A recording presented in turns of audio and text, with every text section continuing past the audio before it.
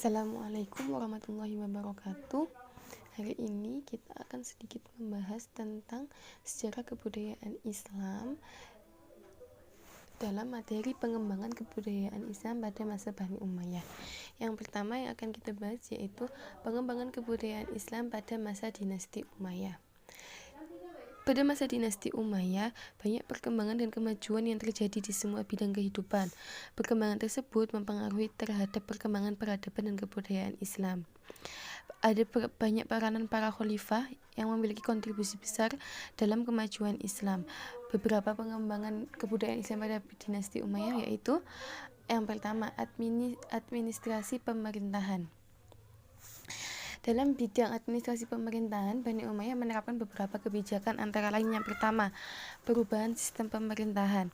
Bentuk pemerintahan Muawiyah berubah dari demokrasi menjadi kerajaan sejak ia mengangkat anaknya Yazid sebagai putra mahkota.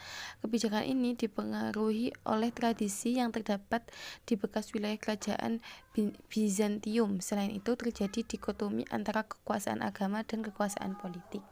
Yang kedua yaitu dari sisi sentralistik. Daulah Bani Umayyah menerapkan konfederasi provinsi dalam menangani provinsi yang ada. Muawiyah menggabung beberapa wilayah menjadi satu provinsi. Setiap gubernur memiliki amir. Amir bertanggung jawab langsung kepada khalifah. Wilayah kekuasaan terbagi menjadi beberapa provinsi yaitu Syria dan Palestina, Kufah dan Irak, Basrah dan Persia, Sijistan, Khurasan, Bahrain, Oman, Najd dan Yamamah, Armenia, Hijaz, Karma dan India, Egypt atau Mesir, Ifrikiyah Afrika Utara, Yaman dan Arab Selatan, serta Andalusia. Yang ketiga yaitu administrasi pemerintahan. Setidaknya ada 4 diwan atau departemen yang berdiri pada Daulah Bani Umayyah, yaitu Diwan Rasail, yaitu departemen yang mengurus surat-surat negara kepada gubernur dan pegawai di berbagai wilayah. Yang kedua yaitu Diwan Kharaj. Departemen ini mengurus tentang perpajakan, dikepalai oleh Sohibul Kharaj yang bertanggung jawab langsung kepada khalifah. Yang ketiga yaitu Diwan Jun. Departemen ini mengurus tentang ketelantaran negara. Ada juga yang menyebut dengan Departemen Perperangan. Yang keempat yaitu Dewan Khotam, yaitu departemen ini disebut juga Departemen Pencatat. Setiap peraturan yang dikeluarkan disalin pada sebuah register, kemudian disegel dan dikirim ke berbagai wilayah. Yang keempat yaitu Lambang Negara. Muawiyah menetapkan penerapan merah sebagai lambang negara, di mana sebelumnya pada masa Khulafaur Rasyidin belum ada. Bendera merah ini menjadi ciri khas Daulah Bani Umayyah. Yang terakhir yaitu dari bahasa resmi. Pada pemerintahan Khalifah Abdul Malik bin Marwan, bahasa Arab dijadikan bahasa resmi administrasi pemerintahan. Yang kedua yaitu dari sisi sosial masyarakat. Dinasti Bani Umayyah mengembangkan bidang sosial kemasyarakatan dengan berbagai kebijakan, antara lain panti sosial. Yang pertama yaitu panti sosial penyandang cacat. Ketika Walid bin Abdul Malik menjadi khalifah, ia menyediakan pelayanan khusus. Orang cacat diberi gaji, orang buta diberi penuntun, orang lumpuh disediakan perawat. Ia juga mendirikan bangunan khusus untuk pengidap penyakit kusta agar mereka dirawat sesuai dengan persyaratan dan standar kesehatan. Yang kedua yaitu Arab dan Mawali. Masyarakat dunia Islam begitu luas, sedangkan orang-orang Arab merupakan unsur minoritas. Meskipun demikian, mereka memegang peranan penting secara sosial. Muslim Arab menganggap bahwa mereka lebih baik dan lebih pantas memegang kekuasaan dari Muslim non-Arab. Muslim non-Arab kala itu disebut Mawali. Mulanya Mawali adalah budak tawanan perang yang dimerdekakan. Belakangan istilah Mawali diperuntukkan bagi semua Muslim non-Arab. Yang ketiga yaitu dari sisi perundang-undangan. Khalifah mengeluarkan perundang-undangan yang mengatur kehidupan masyarakat, juga mendirikan lembaga penegak hukum sehingga hak masyarakat dilindungi hukum. Yang terakhir yaitu dari pengembangan infrastruktur. Pembangunan infrastruktur ini dimulai dari dibangunnya rumah sakit, jalan raya, sarana dan olahraga seperti gelanggang pacuan kuda, tempat-tempat minum di tempat yang strategis, kantor pos, pasar, atau pertahanan sebagai sarana prasarana umat. Yang ketiga yaitu dari bidang seni budaya. Pada bidang budaya, dinasti Umayyah turut berkontribusi pada A. Bahasa Arab. Bahasa Arab berkembang luas ke berbagai penjuru dunia yang disebut juga menjadi salah satu bahasa resmi internasional setelah bahasa Inggris. Yang kedua yaitu mata uang. Mencetak mata uang dengan menggunakan bahasa Arab yang bertuliskan La ilaha illallah dan di sebelahnya ditulis kalimat Abdul Malik. Yang ketiga, gudang dan pabrik industri. Mendirikan pabrik kain sutra, industri kapal dan senjata, gedung-gedung pemerintahan. Yang keempat yaitu irigasi dan pertanian. Irigasi pertanian yaitu membangun irigasi sebagai sarana untuk menunjang pertanian. Yang kelima yaitu pusat ilmu dan adab. Membangun kata Basroh dan Kufah sebagai pusat perkembangan ilmu dan adab. Jadi pada masa dinasti Bani Umayyah, kota Basroh dan Kufah itu menjadi salah satu pusat perkembangan ilmu dan adab. Dan yang terakhir yaitu pembukuan negara.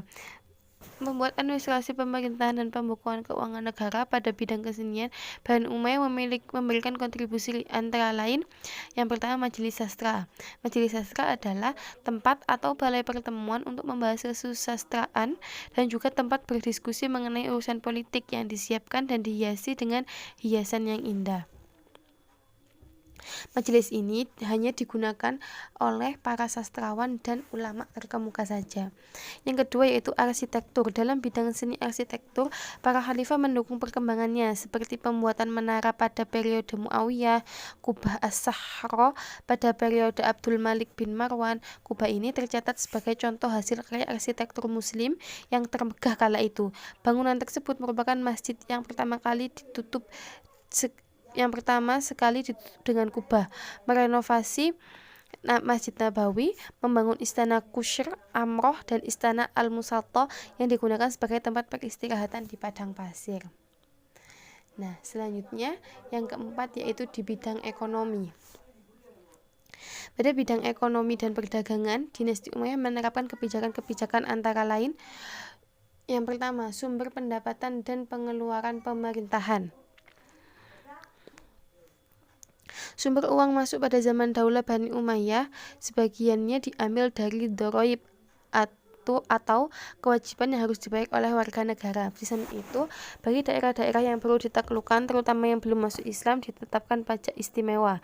Namun pada masa Umar bin Abdul Aziz, pajak untuk non-muslim dikurangi, sedangkan jizyah bagi muslim dihentikan. Kebijakan ini mendorong non-muslim memeluk agama Islam. Jadi pada masa Umar bin Abdul Aziz itu pajak dihentikan. Jadi selain untuk mengurangi beban masyarakat juga, tapi juga untuk mendorong kemauan non-muslim untuk masuk ke dalam agama Islam. Adapun pengeluaran pemerintahan dari uang masuk tersebut adalah yang pertama gaji pegawai, tentara, dan biaya tata usaha negara. Yang kedua, pembangunan pertanian termasuk irigasi dan penggalian terusan. Yang ketiga, ongkos bagi terpidana dan tawanan perang. Yang keempat, perlengkapan perang. Yang kelima, hadiah bagi sastrawan dan ulama. Yang kedua yaitu tentang mata uang. Pada masa Khalifah Abdul Malik, mata uang kaum muslimin dicetak secara teratur. Pembayaran diatur dengan menggunakan mata uang ini. Meskipun pada masa Umar bin Khattab sudah ada mata uang, namun belum begitu teratur. Jadi pada masa Khulafaur Rasyidin sebenarnya sudah ada mata uang, namun belum dicetak secara teratur. Nah, baru dicetak secara teratur lagi ketika masa Khalifah Abdul Malik ini. Yang terakhir yaitu organisasi keuangan. Keuangan terpusat pada Baitul Mal yang asetnya diperoleh dari pajak tanah perorangan bagi non-muslim. Pencetakan uang dilakukan pada Khalifah Abdul Malik bin Marwan. Jadi selain pembentukan mata uang pada masa Khalifah Abdul Malik ini juga pencetakan uang terus-menerus dilakukan secara teratur. Selanjutnya kita akan membahas tentang masalah pendidikan. Daulah Bani Umayyah tidak terlalu memperhatikan pendidikan, namun Bani Umayyah ini memberikan andil bagi pengembangan ilmu pengetahuan. Pada masa Bani Umayyah ini, Bani Umayyah menyediakan tempat-tempat pendidikan. Yang pertama yaitu kutab. Kutab merupakan tempat anak-anak belajar menulis dan membaca, menghafal Al-Quran, serta belajar pokok-pokok ajaran Islam. Yang kedua yaitu masjid. Pendidikan di masjid itu lanjutan dari pendidikan di kutab. Pendidikan di masjid ini terdiri dari 2 tingkat, yaitu yang pertama tingkat menengah diajar oleh guru yang biasa saja, dan yang kedua yaitu tingkat tertinggi yang diajar oleh ulama yang dalam sisi ilmunya sudah masyhur dan kealimannya sudah sangat-sangat tidak diragukan lagi. Yang ketiga yaitu Arabisasi. Gerakan Arabisasi ini atau penerjemahan buku ke dalam bahasa Arab pada masa Marwan gencar dilakukan. Jadi mereka memerintahkan untuk buku-buku yang berbahasa Yunani, Syria, Sanskerta, dan bahasa lainnya diterjemahkan ke dalam bahasa Arab. Yang terakhir yaitu Baitul Hikmah. Baitul Hikmah merupakan gedung pusat kajian dan perpustakaan. Perhatian serta pelestarian berbagai sarana dan aktivitas di gedung ini terus menjadi perhatian dan dalam perjalanan Daulah Bani Umayyah hingga masa Marwan. Dan yang terakhir yaitu dari sisi politik dan militer. Perkembangan prestasi pada bidang politik militer yaitu dengan terbentuknya 5 pemerintahan pada masa Bani Umayyah ini. Prestasi yang dimiliki yaitu terbentuknya 5 pemerintahan. Yang pertama dari sisi lembaga politik. Lembaga politik atau An-Nizam As-Siyasi. Dinasti Bani Umayyah menerapkan organisasi politik yang terdiri dari jabatan khalifah atau kepala negara, wizaroh atau kementerian, kitabah yaitu kesekretariatan, dan yang terakhir yaitu hijabah atau pengawal pribadi khalifah. Yang kedua yaitu lembaga keuangan atau An-Nizam Al-Mali. Dinasti Bani Umayyah ini mempertahankan pengelolaan Baitul Mal, baik pemasukan maupun pengeluarannya. Sumber pemasukan Baitul Mal itu diperoleh dari hasil pajak penghasilan tanah, pertanian yang disebut khoroj, pajak individu bagi masyarakat non-muslim yang disebut jizyah, atau hasil pajak perdagangan impor yang disebut usyur. Yang keempat yaitu lembaga kehakiman. Sebelumnya yang kedua yaitu lembaga tata usaha. Dinasti Bani Umayyah membagi wilayah kekuasaan antara pemerintah pusat dan daerah. Pemerintah pusat dipimpin langsung oleh khalifah dan pemerintah daerah dipimpin oleh gubernur yang disebut wali. Untuk pelaksanaan tata negara yang teratur, Bani Umayyah mendirikan beberapa departemen, antara lain Departemen Pajak, Departemen Pos dan Persuratan, Departemen Kepentingan Umum, dan Departemen Pengarsipan. Yang keempat yaitu lembaga kehakiman. Dinasti Bani Umayyah memisahkan kekuasaan eksekutif dan yudikatif, jadi tidak dicampur. Jadi dalam urusan pemerintahan dan pengadilan itu dibagi sendiri-sendiri, di mana pelaksanaan kekuasaan yudikatif atau pengadilan terbagi lagi menjadi 3, yaitu hakim masalah negara, yang kedua itu hakim perkara pidana, dan yang terakhir mahkamah tinggi atau banding. Yang kelima yaitu lembaga ketentaraan. Lembaga ketentaraan ini memang sebenarnya sudah ada sejak masa Khulafaur Rasyidin. Namun perbedaannya pada cara mereka dalam merekrut personilnya. Pada masa Khulafaur Rasyidin, setiap orang boleh menjadi tentara. Namun ketika masa dinasti Bani Umayyah, hanya orang-orang Arab saja yang diperbolehkan menjadi tentara. Ada beberapa langkah-langkah politik militer pada masa dinasti Umayyah. Yang pertama yaitu memindahkan ibu kota ke Damaskus. Yang kedua itu menumpas segala bentuk pemberontakan yang ada demi terciptanya stabilitas keamanan dalam negerinya. Yang ketiga yaitu menyusun organisasi pemerintahan agar roda pemerintahnya dapat berjalan dengan lancar. Yang keempat yaitu mengubah sistem pemerintahan dari demokrasi menjadi sistem monarki. Yang kelima yaitu menetapkan bahasa Arab sebagai bahasa nasional Bani Umayyah yang dapat berfungsi sebagai alat pemersatu bangsa. Yang terakhir yaitu demi keselamatan khalifah dibentuklah al-hijabah atau ajudan dengan tujuan agar tidak terjadi pembunuhan pada khalifah. Dalam kebijakan militer dinasti Umayyah juga menerapkan beberapa hal, yaitu undang-undang wajib militer dan perluasan daerah. Undang-undang wajib militer ini jadi setiap masyarakat Arab atau orang-orang Arab itu wajib untuk masuk menjadi tentara. Oleh karena itu dibuatlah undang-undang wajib militer ini. Dan yang kedua yaitu perluasan daerah. Perluasan ke Asia Kecil dilakukan Muawiyah dengan ekspansi ke Imperium Bizantium dengan menaklukkan Pulau Rhodes dan Kreta pada tahun 54 Hijriah. Setelah 7 tahun, Yazid berhasil menaklukkan kota Konstantinopel. Dari keenam pengembangan kebudayaan Islam ini sudah kita bahas. Nah, selanjutnya kita masuk pada para tokoh dan peranannya pada dinasti Bani Umayyah. Yang pertama yaitu dari bidang ilmu hadis. Pada waktu Khalifah Umar bin Abdul Aziz, beliau memerintahkan gubernur dan ulama untuk mengumpulkan hadis. Seorang ulama besar di Hijaz dan Syria, Abu Bakar Muhammad bin Muslim bin Ubaidillah bin Syihab Az-Zuhri, dianggap sebagai pengumpul hadis pertama pada masa pemerintahan Umar bin Abdul Aziz. Pembukuan hadis dilakukan sejak masa akhir pemerintahan Bani Umayyah. Meski belum sempurna, namun pembukuan hadis ini disempurnakan lagi oleh dinasti Bani Abbasiyah. Yang kedua yaitu dalam bidang ilmu tafsir. Untuk memahami Al-Quran, para ahli telah melahirkan sebuah disiplin ilmu baru yaitu ilmu tafsir. Ilmu ini dikhususkan untuk mengetahui kandungan-kandungan ayat Al-Quran. Ketika Nabi masih hidup, penafsiran ayat-ayat tertentu telah dipersiapkan maknanya oleh malaikat Jibril. Namun setelah Rasulullah wafat, para sahabat Nabi seperti Ali bin Abi Thalib, Abdullah bin Abbas, Abdullah bin Mas'ud, Ubay bin Ka'ab mulai menafsirkan ayat-ayat Al-Quran bersandar dari Rasulullah lewat pendengaran mereka ketika Rasulullah masih hidup. Mereka dianggap sebagai pendiri mazhab tafsir dalam Islam. Dalam periode ini muncul beberapa madrasah untuk kajian ilmu tafsir. Seperti di Mekah, madrasah di Mekah melahirkan mufassir terkenal seperti Mujahid bin Jubair, Sa'id bin Jubair, dan banyak lagi. Yang kedua yaitu madrasah di Madinah menghasilkan pakar-pakar seperti Zaid bin As-Salam, Abul Al-Aliyah, dan Muhammad bin Ka'ab Al-Quradi. Madrasah di Irak, di antara murid-muridnya yang terkenal itu Alqamah bin Qais, Hasan Al-Basri, dan Qatadah bin Di'amah As-Sudasi.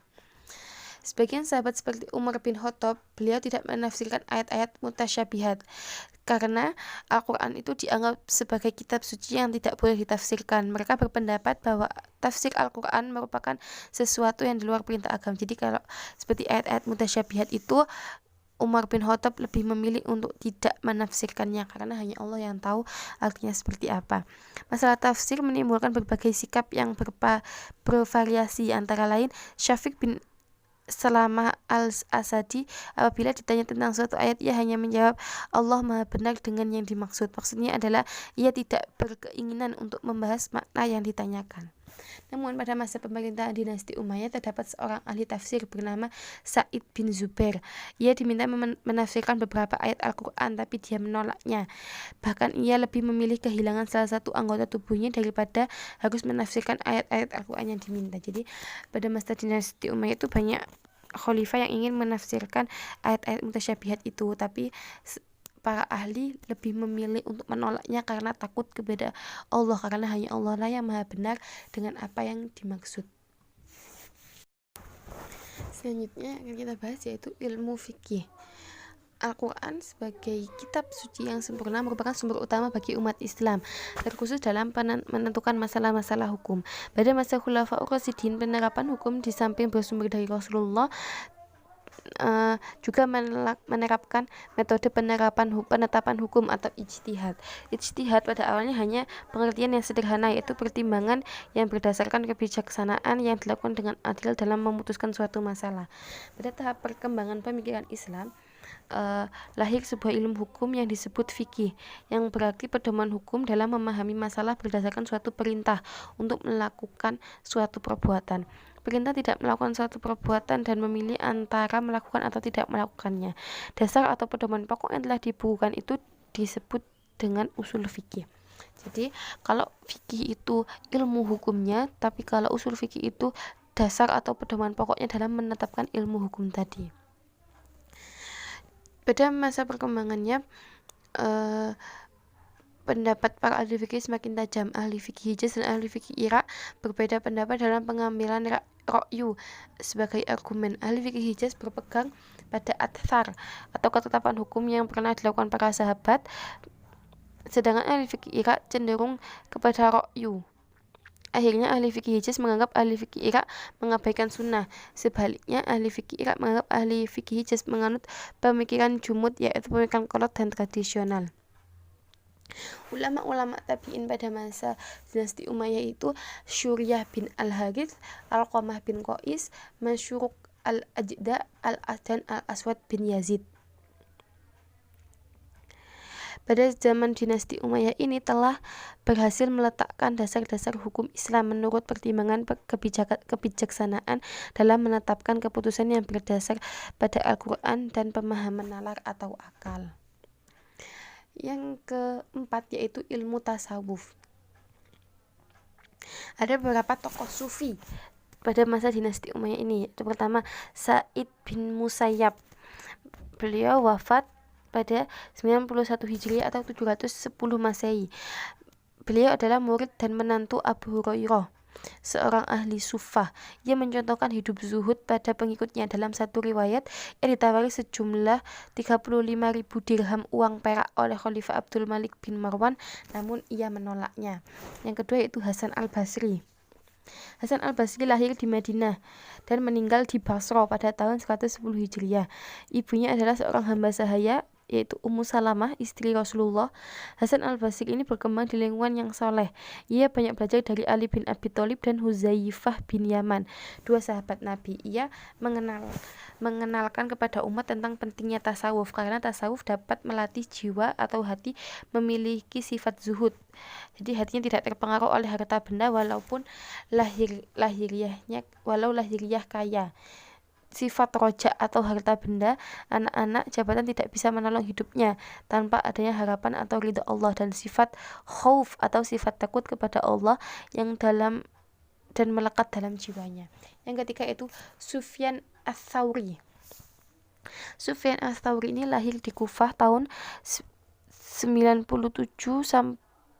Hijriah dan meninggal pada 161 Hijriah. Ia mempunyai nama lengkap Abu Abdullah Sufyan bin Sa'id ats-Tsauri. Ia menjalani kehidupan penuh kesederhanaan dan menganjurkan zuhud. Pemikiran pada bidang tasawufnya yaitu manusia dapat memiliki sifat zuhud bila saat ajal menghampirinya. Karena kelezatan dunia telah diambil oleh Allah, maka manusia baru ingat makna kehidupannya.